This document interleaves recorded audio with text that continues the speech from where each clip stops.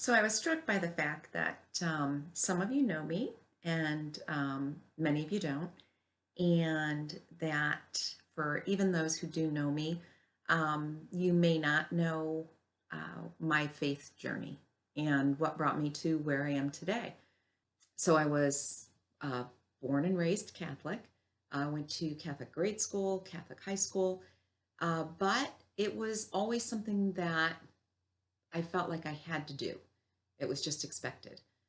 Um, my father was the driving force um, in my faith formation, and so uh, I know he would regularly pray the Rosary. I know his brother, my uncle, was he had a very strong Marian devotion, and so those are things that I paid attention to.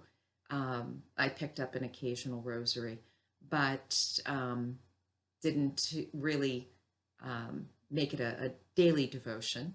Um, when I was homeschooling my two youngest, uh, I decided that we would open each school day by praying the rosary.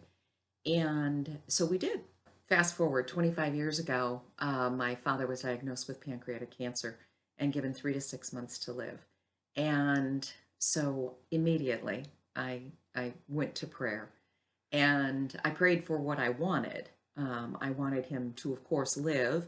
I wanted him to be accepted into the program. It was an experimental treatment, and I wanted the tumor to shrink. I wanted him to be able to have the Whipple surgery done. I had a whole list of things that I wanted to see accomplished. Three of those four things did actually take place. The fourth being allowing him to have that Whipple surgery. And instead, he developed a condition that precluded him. And they said that if it resolved within 3 months, that then they could go ahead and do the surgery. And as it turned out, it didn't resolve. Um, and so it actually was a blessing because had he had this surgery done, his life would have been altered dramatically. And instead, he went on living for another, what, 5.5 years, and with very little um, evidence of having any problems from the cancer. So at that time, reflecting upon it, I realized that that's what it means when you pray for the Lord's will to be done, because God had a plan and I wanted my plan to take place. And so that was something that really that taught me a lot. And so 6 years from his diagnosis, exactly 6 years, actually, it was to the day. Um, so so he was unconscious and I started praying the rosary. And so the family members who were there gathered around the bed and we held hands and I held my dad's hand and we prayed the rosary. And we prayed rosary after rosary because we were praying so that he would stay with us until my brother was able to arrive with his family, which took hours. And so we just kept praying rosary after rosary. And it truly felt like God's hand was involved in the entire process for so many reasons.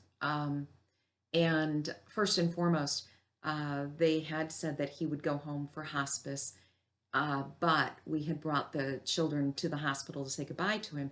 And he was conscious and in good spirits and chatting with them.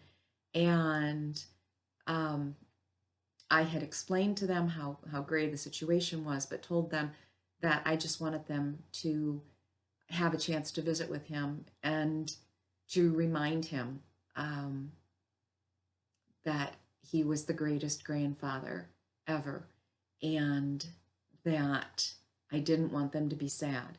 And I told them that they would have an opportunity to see him again. And so, because of that, when they left, they were sad, but there weren't any tears because they really did believe that they would be seeing him again.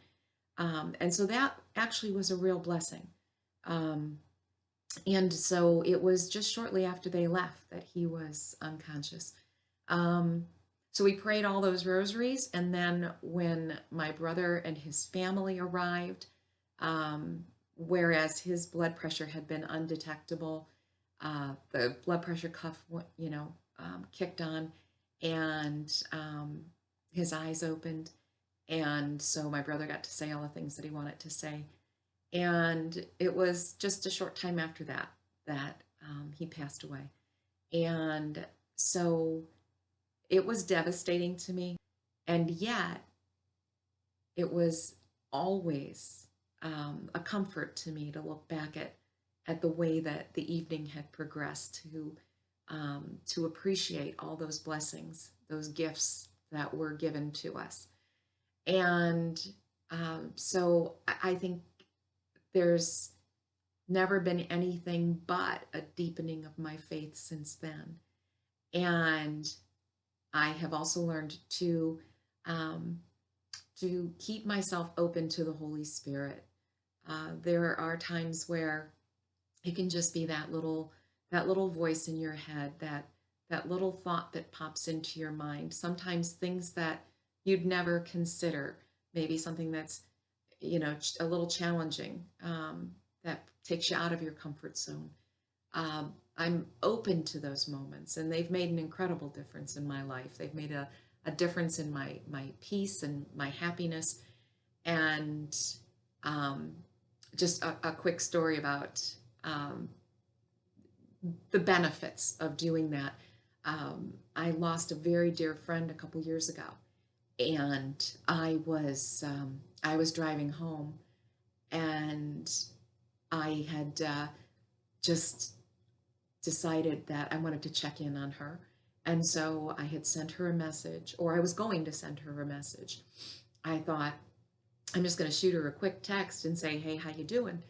But for some reason, I decided instead to call. And we have gotten to a point where we don't normally pick up the phone and call people as much as we should, certainly. But definitely in this case, it was actually getting, later than I would normally call someone. And so it rang, and she picked up, and we had a wonderful conversation. Um, we made plans to head out for a happy hour with the boys, and so we hung up, and then the next day I got a phone call from her husband, um, and she had passed away suddenly, and I was so thankful that I had listened to that little thought in my head, that little voice that said, don't send her a text message, give her a call. And it just made all the difference. So, anyway, so those are the little things that really make me who I am, and color my thoughts. And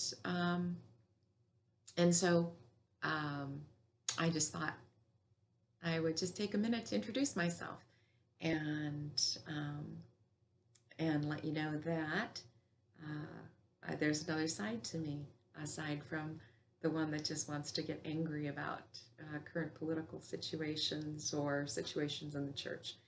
Um, and so I will look forward to chatting with you again next week. God bless.